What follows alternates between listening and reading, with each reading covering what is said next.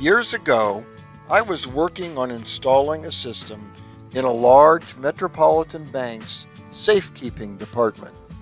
The executive offices there were glass-walled, and I saw a group inside one standing around something a customer had brought in for storage. I went over for a closer look and saw they were inspecting a violin, a Stradivarius violin. This was back when employees could smoke in offices, and there stood one of the execs leaning over the priceless instrument with a lit cigarette hanging out of his mouth. Not only that, the butt had a long trail of ashes on the front, which predictably dropped onto the violin. He brushed the ashes off, and the gang continued gawking. I was stunned they could treat such an incredible piece so carelessly.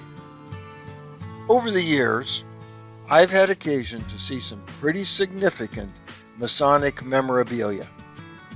Many times when I've had hands-on access, I think of that little scenario in the bank and remind myself to take the utmost care with the item.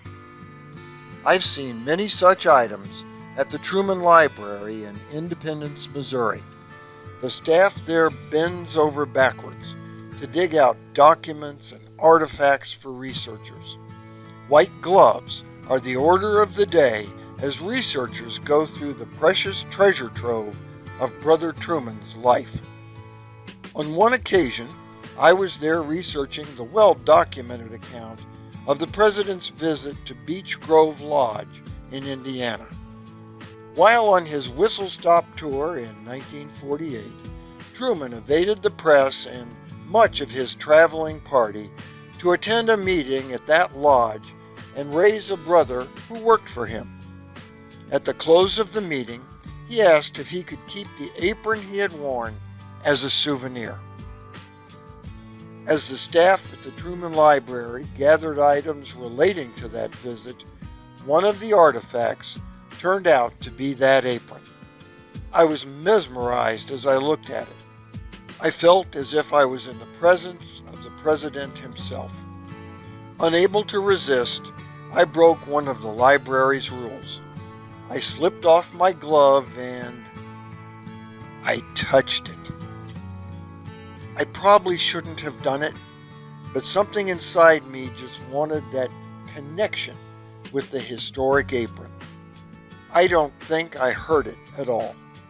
It didn't seem the same as dumping a pile of cremated tobacco onto a Stradivarius.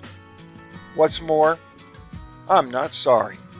I would do it again, guilty as charged. I didn't do it maliciously. I did it out of respect.